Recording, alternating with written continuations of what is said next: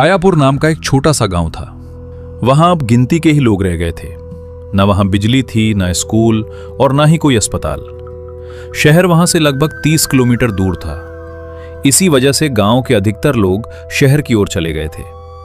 गांव के उत्तरी भाग में मोहन काका का एक पुराना सा घर था। एक शाम, अरे काका, लोग कहते हैं कि काल बैसाखी की रात जब बारिश होती है तो गांव के पीछे जो पुराना बरगद का पेड़ है वहां किसी के रोने की आवाज आती है। क्या ये सच बात है? अरे बेटा, ये एकदम सच बात है। एक बार तो मैंने खुद सामना किया था। अरे काका, क्या बोल रहे हो? क्या हुआ था? पूरी बात सुनाओ। उस रात की बात है जब पूरे जोर से बारिश हो रही थी।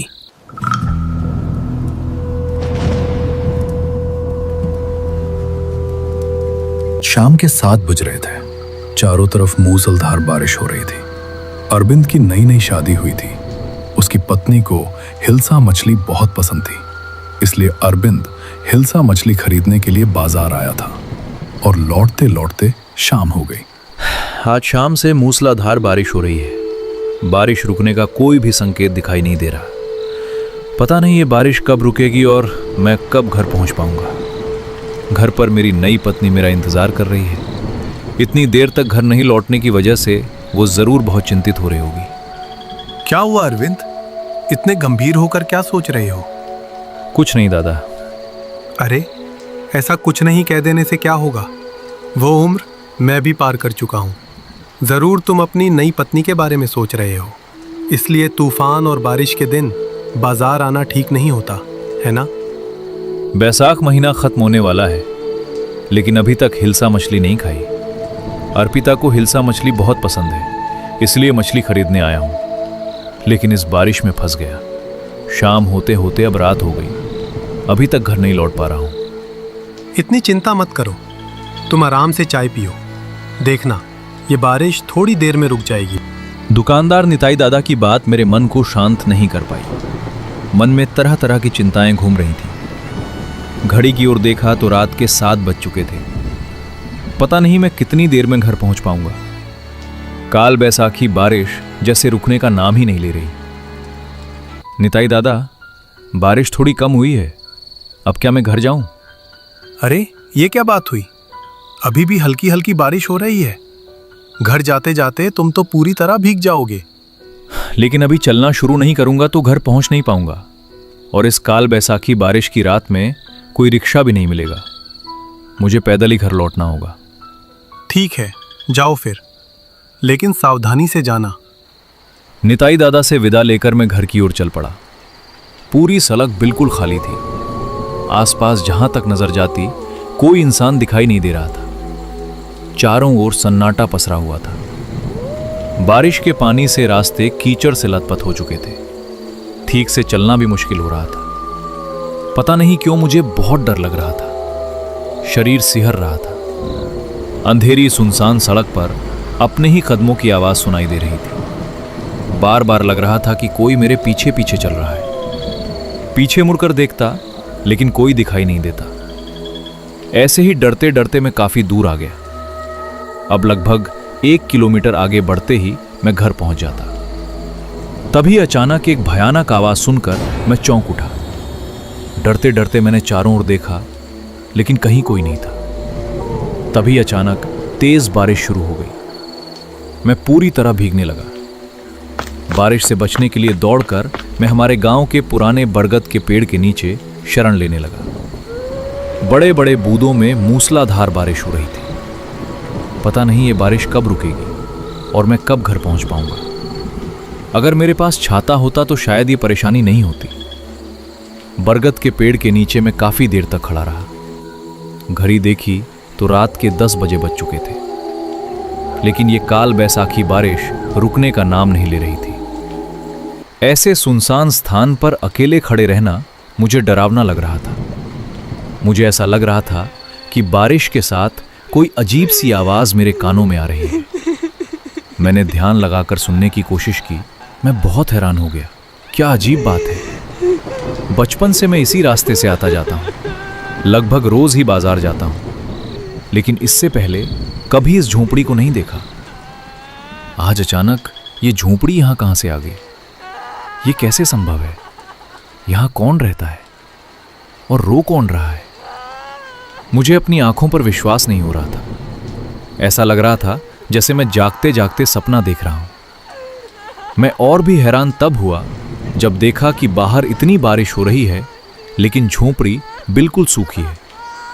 काल बैसाखी बारिश की बड़ी बड़ी बूंदें भी उसे भिगो नहीं पा रही थी। ये तो किसी लड़की के रोने की आवाज लग रही है, लेकिन यहां तो मेरे अलावा कोई नहीं है। तो रो कौन रहा है?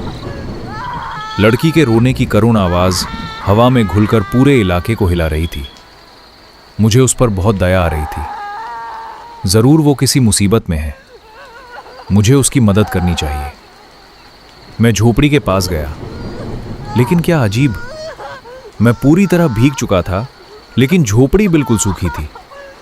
जैसे ही मैं दरवाजे के सामने पहुंचा, रोने की आवाज बंद हो गई और अंदर से एक कर्कश आवाज आई। मैं डर से चौंक गया। मुझे देखे बिना उसने मेरी मौजूदगी कैसे महसूस की, ये मैं नहीं जानता। मैं थोड़ा घबरा गया। तभी वो लड़की फिर कर्कश आवाज में बोली, क्या हुआ? बोल क्यों नहीं रहे? दरवाजा खोलिए, अंदर कौन रो रहा है? क्या समस्या है, मुझे बताइए, मैं मदद करूंगा। तुम्हारी मदद की कोई ज़रूरत नहीं है। यहाँ से चले जाओ, मुझे परेशान मत करो।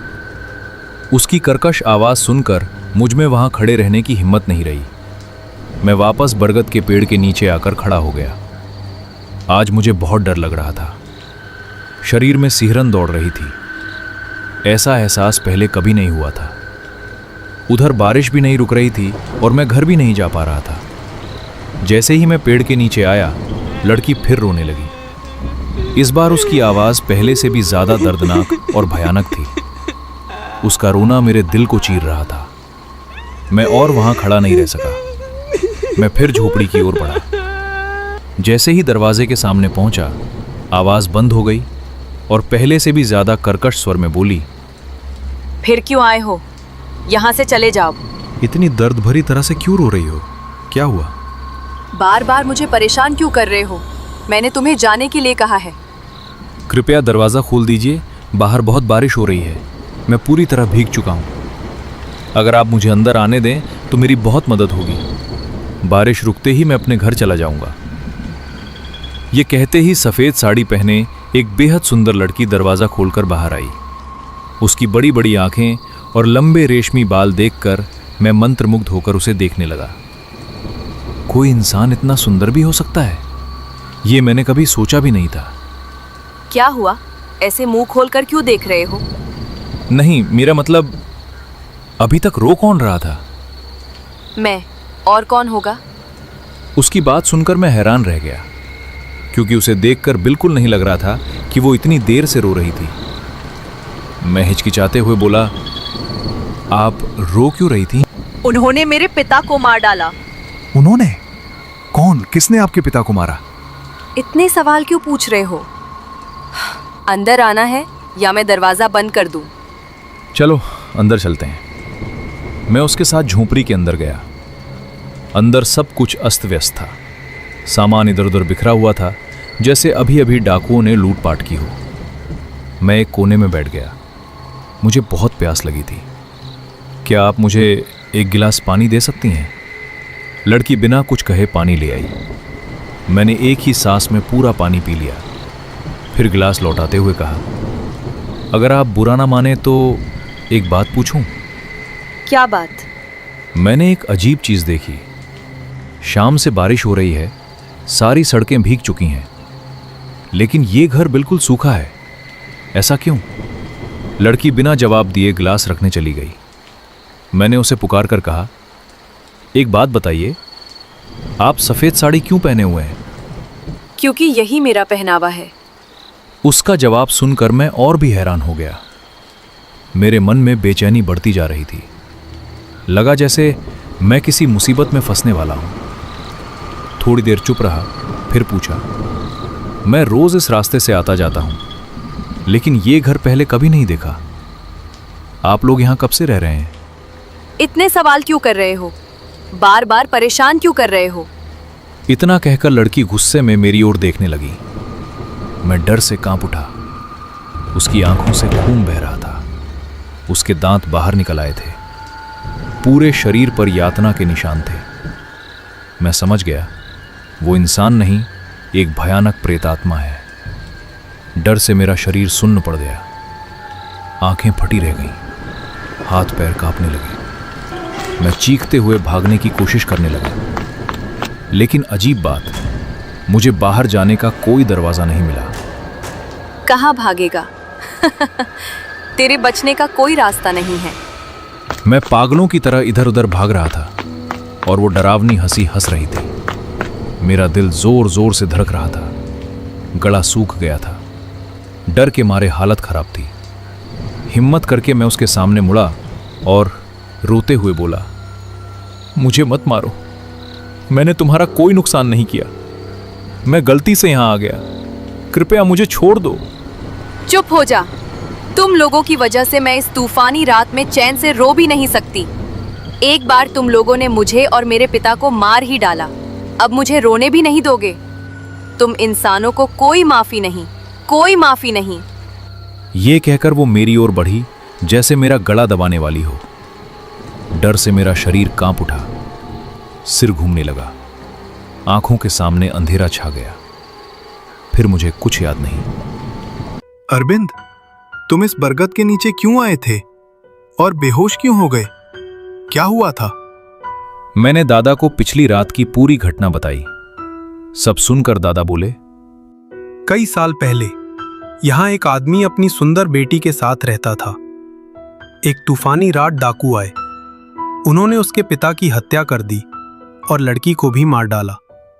तब से कभी कभी बारिश की रातों में वो झोपड़ी दिखाई देती है और लड़की के रोने की आवाज सुनाई देती है। जो भी उसे परेशान करता है वो जीवित नहीं लौटता। तुम्हारी किस्मत अच्छी थी कि तुम बच गए। दादा की बात सुनकर मेरा शरीर सिहर उठा। मैंने मन ही मन भगवान का धन्यवाद किया और घर लौट आया। उस दिन के बाद मैंने कभी भी बारिश की रात में घर से बाहर कदम नहीं रखा।